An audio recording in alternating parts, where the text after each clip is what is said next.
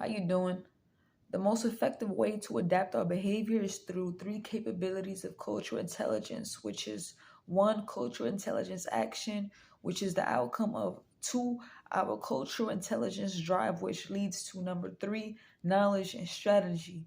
Leaders with high cultural intelligence action can analyze on the three capabilities being motivated, understanding, and planning into action. They possess a broad repertoire of behaviors which they use depending on the context. The knowledge and strategy we developed has led to our cultural drive that was the outcome of cultural intelligence action. Without action, there wouldn't be cultural drive. And without any knowledge and strategizing, we wouldn't have cultural drive to have cultural intelligence action. Knowing when and how should you adapt your behavior in different cultural situations is important. When wanting to progress in life, let's sit there and say I needed to do that to develop a plan in order to successfully launch a clothing line in Japan without stealing any of their designs. Of course, being inspired wouldn't mean I adapted to their behavior, but I knew how to stand out by not adapting in order for my brand to stand out. You can improve cultural intelligence action by learning how to adapt your communication. Being able to communicate effectively in new cultural contexts shows the level of motivation and energy one has in order to build trust and motivate people in a new context.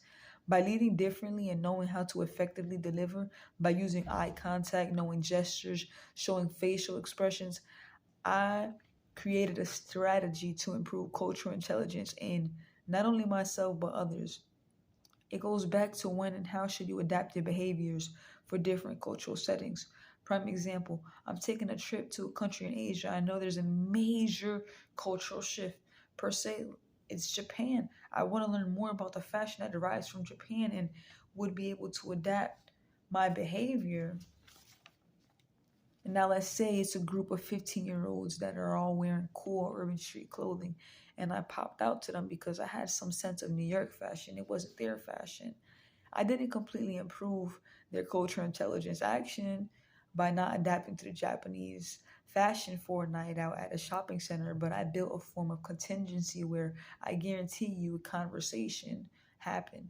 By having that type of knowledge and knowing how to use it effectively, I sort of did improve their cultural intelligence action because they responded back. And years later, you never knew if certain fashion shows and fashion weeks, they started from simple conversations or simple interactions that had to do with a compliment, which goes back to communication and knowing how to communicate facial gestures and whatnot.